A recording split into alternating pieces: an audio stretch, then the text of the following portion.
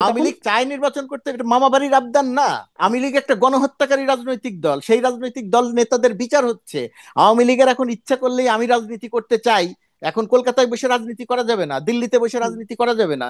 শেখ হাসিনাকে দেশে ফিরতে হবে, ফিরে আসুক, ফিরে হুম, নেতাদেরকে দেশে ফিরতে হবে। হুম, এখন যে গতি আছে, তদন্ত যেভাবে চলছে, প্রক্রিয়া যেভাবে চলছে, আমি মনে করছি যে অন্তত প্রথম ভার্ডিক্টটা হয়ে যাবে।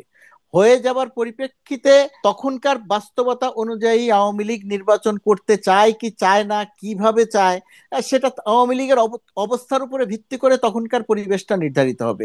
আওয়ামী লীগের যে দাবি, আমরা দেশে ফিরতে চাই, আমরা রাজনীতি করতে চাই, যদি আমরা কোনো অপরাধ করে থাকি মানুষের কাছে ক্ষমা চাইবো, আমরা নির্বাচন করব, আমাদের অধিকার দেন, এই মামাবাড়ির আবদারের কোনো সুযোগ নাই। একটা ফ্যাসিস্ট রাজনৈতিক দল, গণহত্যাকারী রাজনৈতিক দল, সেই রাজনৈতিক দলটির বিচার প্রক্রিয়া চলতে থাকবে।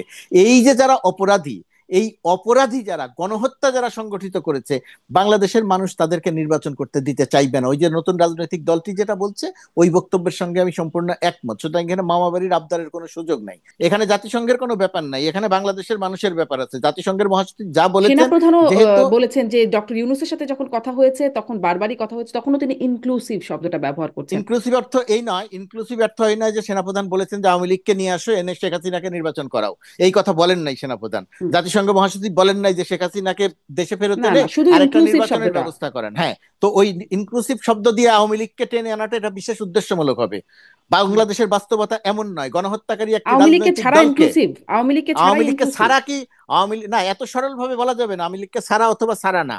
আওয়ামী লীগ একটা অপরাধী রাজনৈতিক দল, শেখ হাসিনা একটা অপরাধ করেছে, গণহত্যা করেছে, মানবতা বিরোধী অপরাধ করেছে।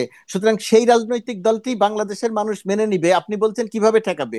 5 আগস্ট যেভাবে ঠেকিয়েছে শেখ হাসিনাকে, সেভাবেই ঠেকাবে বাংলাদেশের মানুষ। 5 আগস্ট যেভাবে বিতাড়িত করেছে, আওয়ামী লীগ যদি আবার জোর করে বাংলাদেশে এসে আবার ওই গণহত্যা চালাতে চায়, শেখ হাসিনা যে হুমকি দেয়, এসে না, গণহত্যা না, সবাইকে ধরে নির্বাচন ধরে যদি করতে চায় না তাহলে না, কি আবারও নির্বাচন গণ করতে চায় না। অভ্যুত্থান? আওয়ামী লীগ নির্বাচন করতে চায় না, সেটা তো আমি আর আপনি আলোচনা করছি যে নির্বাচন করতে চায়। শেখ হাসিনা চায় বাংলাদেশের মানুষকে আবার হত্যা করতে। শেখ হাসিনা চায় ধরে ধরে সবাইকে শিক্ষা দেওয়া হবে। শেখ হাসিনার চাওয়া আর আওয়ামী লীগ যা চায়, সেটা আমি যা বলছি, আপনি যা বলছেন, আপনার প্রশ্ন, সেই প্রশ্ন তো শেখ হাসিনা করে নাই, শেখ হাসিনা তো বলে নাই।